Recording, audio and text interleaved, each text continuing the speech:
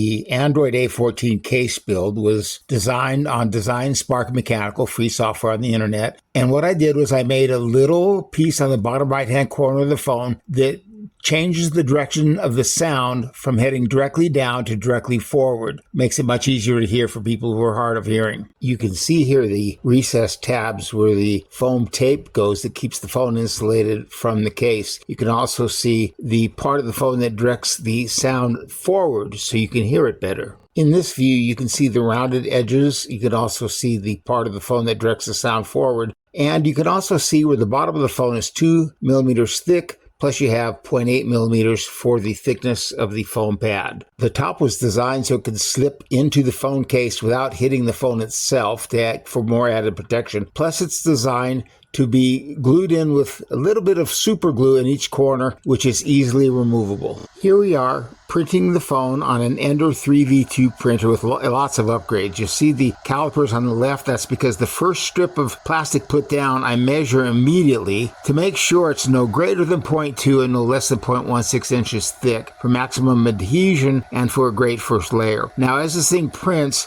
it's important to note that each wall, the walls, the bottom, all have airspace built in. Now, you can't print it as a solid. You can tell it, to print it solidly, and the case will be stronger, but any impacts will go directly into the phone. Now, here you see that the bottom is getting its little spaces filled in where there'll be air spaces so that if anything sharp hits it, it'll not hurt the phone. You can also see the little rectangular shaped indents, which is where the double-sided foam tape from Walmart, which is 2 millimeters thick, fits in, which keeps the phone about 0.8 millimeters above the bottom of the case. Now, this is important because the case itself and the foam absorbs any impact from a fall. I've had great luck with this case keeping my phone safe. Now, here is the walls being printed, and the walls being printed, basically, they have it's 0.8 on each side of the wall, and then the center is 1.4 millimeters thick. That's where the air protection is. Also, the phone,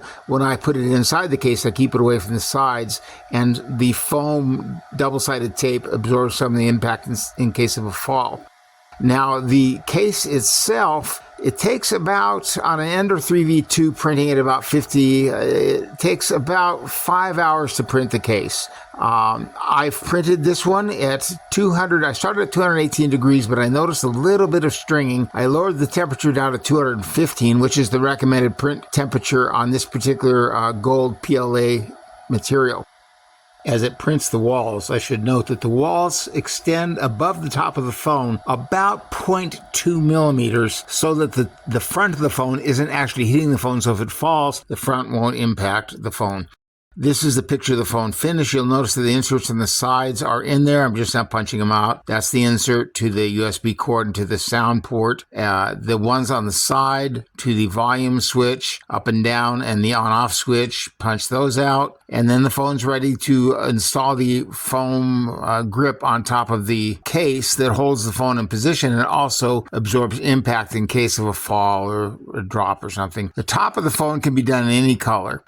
It's meant to press in, but it does need to have a tiny little drop of contact cement, or in my case, I use super glue, and that makes it stick really well, and it's actually fairly easy to get off. If you do that, you'll be really happy with the way the phone works out. It's a great little phone. Now, originally, my first case that I did was a black one, and it worked fine. The problem I had is my car is black, and every time I set the phone down in the car, I'd lose it. It's just so I can't hear or see. Anyway, that's the phone. It does a great job increasing volume for people who are hard of hearing. Well, it doesn't actually increase the volume. It just makes it so you can hear it better.